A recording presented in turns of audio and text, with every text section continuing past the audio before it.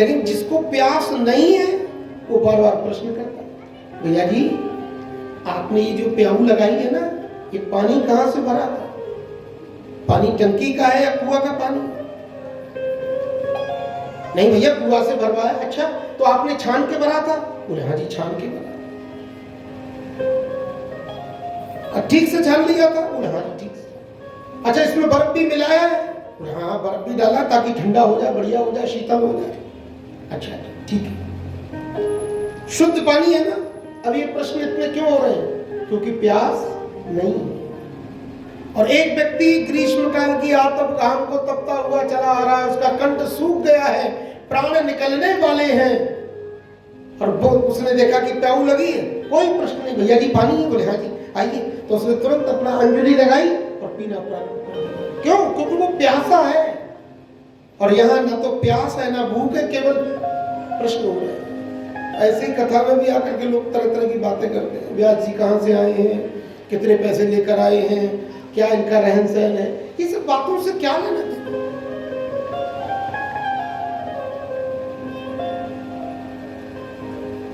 तो भैया यहाँ पर व्यास जी ने कहा है कि मुहु रहो रसिका भूमि भावुकाः, इसको बार बार पिबेत माने पियो,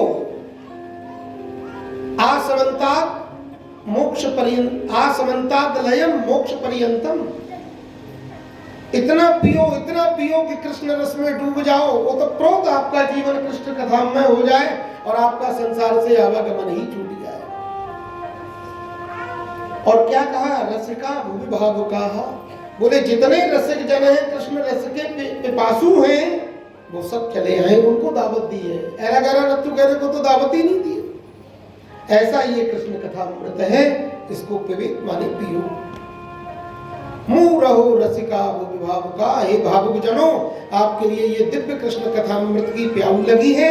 आप आइए अपने हृदय रूपी दिव्य मंदिर में गोपाल जी का ध्यान करके इस कथा का पान कर जाइए। बोल वृंदावन बिहारी लाल नारायण श्रीमद् नारायण नारायण नारायण श्रीमद् नारायण नारायण नारायण श्रीमद् नारायण नारायण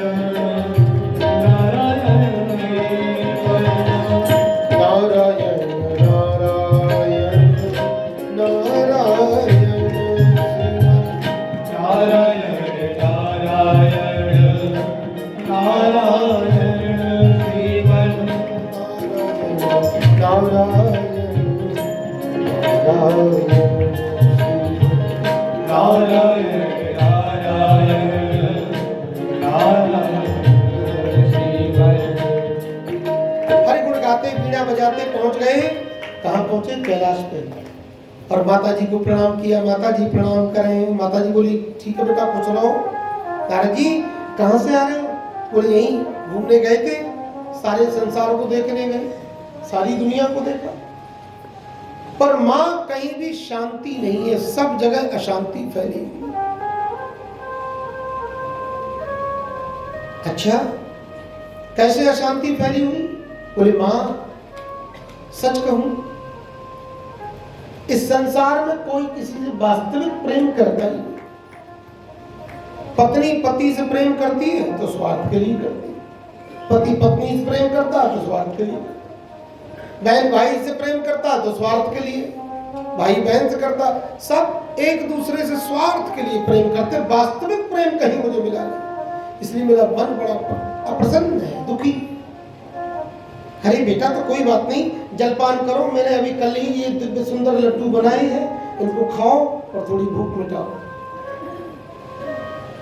पर माँ ने लड्डू दिव्य परोस दिए, दिव्य सुंदर शीतल जल प्रदान किया, दिव्य झरनों में जल बहता रहता है पहाड़ से। क्या बात है माता पार्वती की। और क्योंकि जगदम्बा है और बड़ी दिव्य है, उन जैसा कोई हो नहीं सकता। पर कहा बेटा एक बात बताओ, अरे दुनिया में झगड़ा होता होगा, होने दो, पर हमारे घर में तो झगड़ा नहीं होता। हमारे घर में तो कितनी शांति, और हमारे घर में तो सारे के सारे लोग विपरीत रहते हैं, एक दूसरे के दुश्मन रहते हैं। देखो चूहा और सर्प का बैर होता, एक दूसरे के बैरी, सर्प को चूहा मिल जाए तो उसको खा ही जाता है, बोलो राधे राधे, छोड़ता नहीं।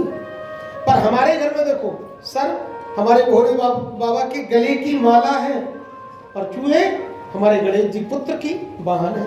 पर देखो कोई झगड़ा नहीं, एक लड़ावनी में एक संग भोजन करें पर कोई झगड़ा नहीं करता। तो हमारे जैसा तो घर किसी का हो ही नहीं सकता बढ़िया। और बेटा मोर और सर्प का बैर होता है, मोर और सर्प का बैर होता है। मोर सर्प को मार देता है, पर देखो मोर हमारे पुत्र कार्तिकेय का वाहन है और सर्प हमारे भोले बाबा के गले की माला है। दोनों एक साथ रहते, कोई झगड़ा नहीं। पर बाह्य समाज में ये सब एक दूसरे के कट्टर बैरी हैं। पर हमारे घर जैसा प्रेम कहीं हो सकता है? हमारा वाहन शेर है और हमारे भोले बाबा का वाहन नंदीश्वर है। दोनों एक दूसरे के बैरी हैं। पर देखो दोनों प्यार से रह के भोजन करते हैं कि नहीं? क्या लड़ाई, क्या झगड़ा? बोले माँ ये बात तो बिल्कुल ठीक है, आपके घर में बहुत शांति है। पर मैं आपसे एक प्रश्न करना चाहता हूं कि आपके घर में बड़ा प्रेम है, बड़ा अच्छा है, पर ये बताओ ये भोले बाबा जो गले में मुंडों की माला पहनते हैं ना, ये किसकी माला पहनते हैं? नारद जी का तो एक ही काम, एक ही धर्म है, बोले जहां लड़ाई है वहां शांति करा दो और जहां लड़ाई नहीं हो रही है वहां राधे राधे करा दो। यही आनंद है जीवन का, क्योंकि खुद का तो ब्याह हुआ नहीं। तुम्हारा पार्वती मैया को भड़का दिया। मैया बोली लाला तो एक बात साची कहूं? बोले हाँ। बोले मैंने ये बात तो आज तक भोले बाबा से पूछी ही ना है कि जो तुम गले में कौन की मुंडन की माला पहनो। अच्छा भैया तो पूछ लीजो, अब हम तो चले, हम तो बस। नारद जी वहां से अपना बीड़ा उठाया और राधे राधे करते निकले। जैसे ही द्वार पे गए तो वहां से भोले बाबा जी आ रहे भजन करके, रात को भोजन तो कर लूंगा। भोले बाबा जी को नारद जी मिल गए, राधे राधे राधे राधे जी। बेटा नारद कहाँ से आ रहे? बोले मैया से मिलके आ रहे, सत्संग चल रहा था बहुत बढ़िया वाला। अच्छा तो हमारे संग भी जरा सत्संग हो जाए। बोले बाबा एक काम करो, आज का सत्संग इतना ही बहुत है, आप अंदर जाइए।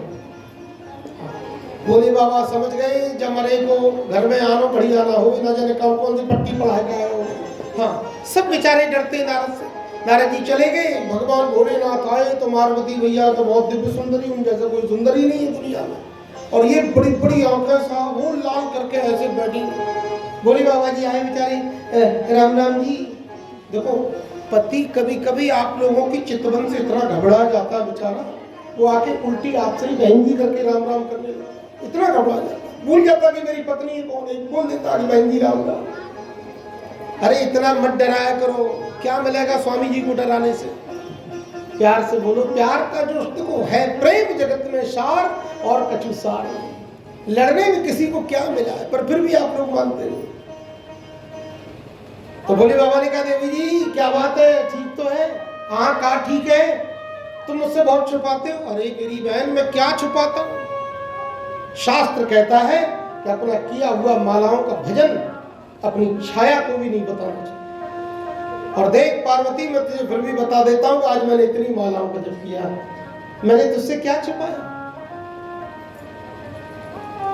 तो पार्वती मैया कहती है बताओ जी, मुंडन की माला जो गले में पहने कौन सी सौत की पहन रखी है? हे भगवान कैसी बात करती हो? अरे देवी तुम इस रहस्य को जानती नहीं हो, जान जाओगी ना तो पैरों के नीचे से मिट्टी खिसक जाएगी। बोले अच्छा ऐसा कौन सा रहस्य है तुम्हारा? तो बोले सुन, जब जब तू मर जाए ना तो हम तेरी याद में तड़पे तो तेरे मुंड को लेके और अपनी माला को पिरो लेते, और जब तेरी याद आवे तो हम माला को उठा के देख ले, उसके बाद मस्त है कि घूमे, कोई चिंता ना करे। पार्वती बोली है ये लीला है? एक बात बताओ, हम मर जाते हैं हर बार? बोले हाँ। और आप? बोले हम नहीं मरते। क्यों? बोले हमने अमर कथा का पालन कर रखा। तो बोले फिर तो एक नंबर के और ज्यादा तुम बहुरूपिया ढोंगी छूटे आदमी तुम। हम मर जाते और तुम कभी नहीं मरते? बोले नहीं हम नहीं मरते। कौन सी बूटी पी है? बोले हमने अमर कथा का पान किया है। तो पार्वती पीछे पड़ गई, अब अमर कथा हमको भी सुनाओ, हम भी मरना नहीं चाहते। अब तो बेचारे पीछे पड़ गए। अब देखो घरवाली पीछे पड़ जाए और देवता जी बात नहीं माने, अभी तक किसी कॉमिक्स में लिखा हुआ हमने देखा नहीं। उसकी तो बेचारे की क्या औकात है, पड़ोसी भी बात मानने लग गया हमारा, ऐसी फुंकार छोड़ा घर में। श्री राधे राधे। महाराज बोले देवी जी तुम सुन नहीं सकती क्योंकि ये कथा बड़ी गोपनीय है। नहीं नहीं महाराज आप मुझे सुनाइए, मैं कुछ भी करूंगी सुनूंगी। भगवान बोले देखो स्त्री एक जगह बैठ करके सावधान होकर कथा नहीं सुन सकती है, 20 बार बात करेंगी, 20 बार करवट बदलती है, 20 बार घोंटू बदलेंगी, ये कथा इस तरह सुनने का क्रम नहीं है। और आप सावधानी से बोले महाराज कुछ भी करिए, मैं बिल्कुल स्वस्थ चित्त होके एकाग्र चित्त होके कथा सुनूंगी। नहीं माने तो भगवान ने कह दिया ठीक है, तो जितने जीव जंतु यहाँ सब है सबको भगाओ। पार्वती ने हु हल्ला करके सब भगा दिए, पर जिसका जन्म हुआ ही नहीं वो कैसे भाग जाएगा। अंडज है, तोते की अंडज है, और वो उस वटवृक्ष पे रखा हुआ, और भगवान शिव ने भी एंड में अपना डमरू बजा के सबको भगा दिया, जो थे सब भाग गए। अगली बार जब उस बालक का जन्म ही नहीं हुआ तो भागे कहां से, अंडज था। अब जब कथा को प्रारंभ किया, भागवत भगवान की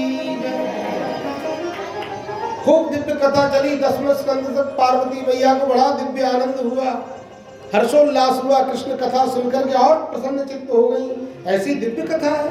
लेकिन जैसे ही ज्ञान खंड 11 स्कंद की कथा प्रारंभ हुई तो नींद आ गई, क्योंकि ज्ञान की चर्चा किसी को नहीं सुहाती। जब तक प्रेम रस बरसा तब तक आनंद लिया, और जब ज्ञान खंड प्रारंभ हुआ तो पार्वती जी को नींद आ गया। जैसे ही नींद आई तोते राम जी बोले देखो ये कथा बंद हो जाएगी, मैया तो सोई गई। तो पार्वती, क्योंकि तोते राम जी बड़े रट्टू होते हैं, तोते राम जी ने पार्वती मैया का जो हुंकारा लगता था ना, उसी में बिल्कुल रट्ट मार दी, सेम टू सेम बिल्कुल। पार्वती सो गई और तोते राम जी करते रहे, कथा पूर्ण हुई। बोल भागवत भगवान की जय। पार्वती मैया उठी और बोली महाराज जी वो मैंने वहां तक कथा सुनी और इसके बाद में सो गई थी। अरे बोले तुम सो गई तो ये तुम्हारा हुंकार कौन कर रहा था? बोले मुझे नहीं पता। अब जो देखा चारों तरफ भोले बाबा ने टुकटुकी लगाकर, तो एक वृक्ष के एक डाल पर सुरक्षित श्री सुखदेव भगवान टुकटुकी लगाकर भोले बाबा का दिव्य दर्शन कर रहे हैं और कानों से कृष्ण कथामृत का पान निरंतर कर रहे हैं। ऐसा सौभाग्य किसको मिलता है? जन्म होते ही आंखें खोली तो कृष्ण कथामृत का पान किया। तो सुखदेव जी को देखकर क्रोध आया, अरे देवी तुम्हारे कारण आज मैं लुट गया, बर्बाद हो गया, और मैंने पहले ही कहा था कि तुम कथा को नहीं सुन सकती, तुम्हारे बस में नहीं है। पर क्या करें, स्त्री हट राज हट बाल हट, ये तो बड़ा प्रसिद्ध है। महाराज त्रिशूल लेकर के तोते राम जी के पीछे पीछे भोले बाबा गए, और भोले बाबा पीछे पीछे आगे सुखदेव जी सम्यक आश्रम श्री व्यास जी के घर में घुस गए, द्वार खुला था, और तोते राम जी गए तो दरवाजे पर भोले बाबा गए, अंदर से चले आए व्यास जी ने देखा कि भोले बाबा मेरे द्वार पर आइए प्रभु, हे भोलेनाथ, हे महादेव, आपका स्वागत है। भोले बाबा बोले सावधान हो जाइए, आपके घर में मेरा चोर गया है और आप हमसे कहते हो कि स्वागतम स्वागतम। व्यास जी बोले महाराज एक बात बताओ, क्या चोर आपके घर में है ही क्या जो चोरी करके लाएगा? वस्त्र भी तो ठीक से पहनने को है नहीं, कोई झोपड़ी तक तो आप क्या बनी नहीं, तो चोरी क्या करके लाया? बोले व्यास जी आप मेरी मजाक मत बनाइए, मेरे पास वो है जो संसार में किसी के पास नहीं है। जी महाराज जी मैं जानता हूं, पर आज क्या चुरा लिया? बोले आज मेरी अमर कथा का इसने पान किया, मैं इसे जीवित नहीं छोड़ूंगा। अरे महाराज जी वैसे तो आप रोज ही भांग छानते हो, पर आज लगता है कुछ आपने ज्यादा ही छान लिया। वो कैसे? महाराज जी एक बात बताओ, जिस व्यक्ति ने